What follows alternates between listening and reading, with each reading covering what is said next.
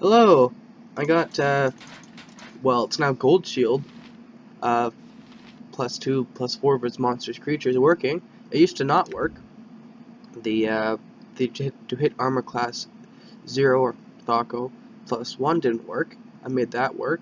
Um, and I had to lower this because I couldn't mess around with the script because it was like this custom one that I think the Baldur's Gate staff made or someone like that, because it wasn't recognized by Near Infinity and I couldn't mess around with it very much. So I just had to keep it as it is, and it turned out that, as it yeah, it's +4 anyway with the Thaco, and this, if you think of like a defender weapon, right? As it has, like, it's +4, but it's it's not just armor class, right? So it's almost like it's almost like a defender, but for a weapon, or a shield rather. It's kind of interesting. Also, I made it +2 because I felt that a +1 shield just wasn't quite that competitive. Kind of like, it would go down to like your cleric or something like that, someone who wasn't like a super frontline person, because there's large shields +1, +2, albeit they're hard to get, but arguably they're more effective because a large shield +1 has like that, versus like missile weapons and stuff, right? And it's just, it's the good all-around shield. This, and also when you get the +2 large shield, this thing just kind of becomes a bit obsolete. I'm not one for power gaming, but I do think that this is like a special enough shield that, yeah, it's like you don't see it very often. It's like imported and it looks nice. And I think it deserves to be +2, +4. It's not the best shield in the game, no, because arguably, it is in certain situations, but it's, the large shield +2 does a better job, I think, versus like some of the hardest opponents of the game, like humanoids who use like missile weapons and that, right? I think it's a little bit better.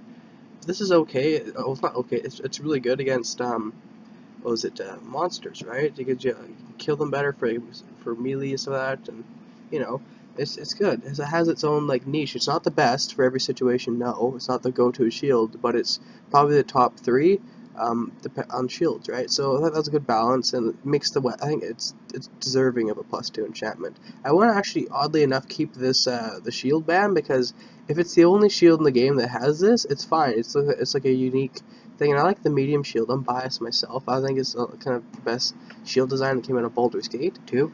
Is this type of medium shield?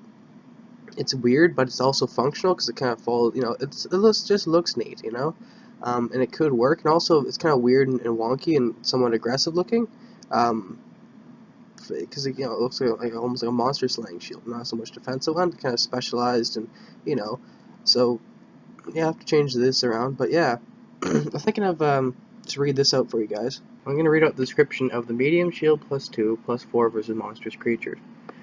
Golden Shield of Monster Slaying, or also simply known as Goldshield. This exquisite medium shield appears to have been gifted with very strong enchantments imbued unto it specifically to thwart monstrous creatures.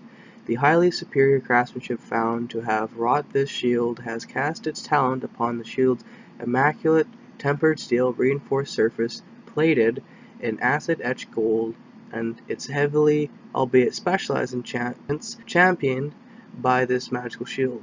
By no stretch of the imagination would one rightly, with a sane mind, consider this stalwart bulwark to be a bad piece of defensive equipment in any given situation, although its true powers become evident only once upon fighting the more monstrous inhabitants of Faerun. Oddly enough, little is known about the exploits, endeavors, and adventures, if there were any, that is, of this potent shield itself. Rather, it is more renowned for the popular and emerging tavern crowd-pleasing bard songs and stories of the battle of one it was recovered as of late. The tale of the said battle, of which this enchanted medium shield is wrought from, is spun in many ways across the taverns dotted along the trade way. Although a fairly concise story can be found within the common details of various songs and stories recounting the battle that reclaimed this particularly valuable shield into more civilized hands from somewhat less civilized hands. All of the tales tell that the gold shield was won upon the field of battle by a stoic band of elite Waterhavian caravan guards armed to the teeth and heavily outnumbered against a horde of bugbear highwaymen plundering where the tradeway flows through the Wheeldath. And so it begins, the tale of the last arrow plague of the Wheeldath. The heavily silk, spice, and gold-laden caravan set out from Colin Shan and was heading north along the tradeway upon its last return trip of the year to its base in Waterdeep. The rich Waterhavian caravan master heard of a recent roaming plague of bugbears plundering the caravans of the region, although winter was setting in the north, and there was no time to waste. The gambit must be taken.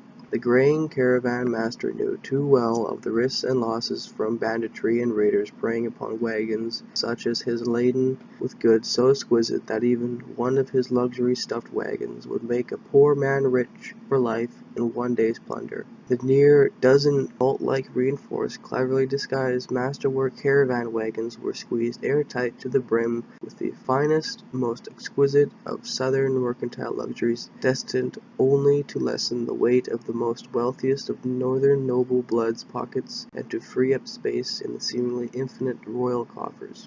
Wise to the tricks and common ambush routes, the veteran Waterhavian caravan master was, and thus he would not travel without some of the most hardened and steeled sellswords that money could purchase in all of western Faerun in tow. In the earliest of daybreak, when the autumn air is still asleep upon its bed of sharp night's chill, the die of fate was thrown, and the wagon train, near overflown of rich exotic luxuries, began marching forward and passing through the slim western neck of the Wheeldath, about a day's ride with haste, north of the small Tetherian town of Mossstone, by the will of Bathsheba, while in the thickets of the western slim of the Wheeldath, a troop of battle-readied caravan sellswords waylaid by a mighty storm of arrows and bolts from the dark of the timberlines that flanked the exposed tradeway, as a great wave crashing upon the land, with the chaotic thunderous sounds of caravan horses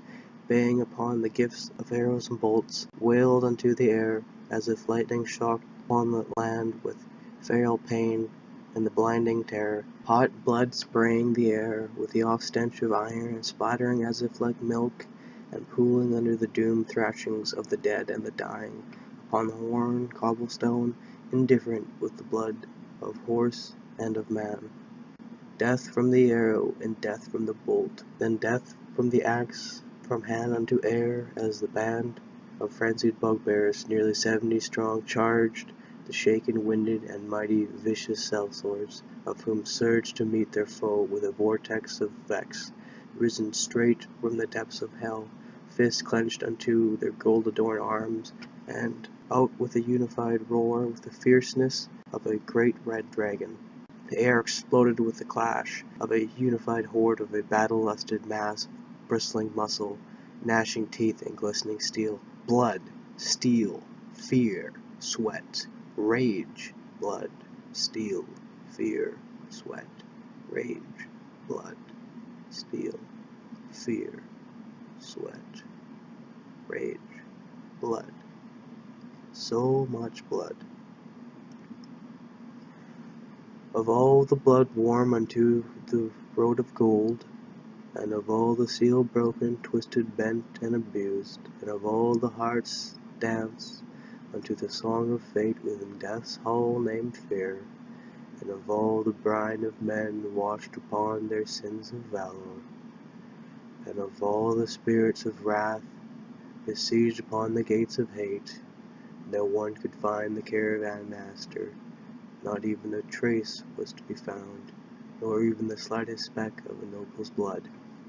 The unfaithful horses all slain, and the fortunate ones run off, the exhausted slouch of the battle-withered victors few, still drawing breath, laid limp against the blood-painted golden wagon spokes, to all of their fine masterwork, gold-adorned arms and armor, now battle-scarred, abused, and crimson-caked, their bodies emptied of vigor, and their dreams filled with oceans red.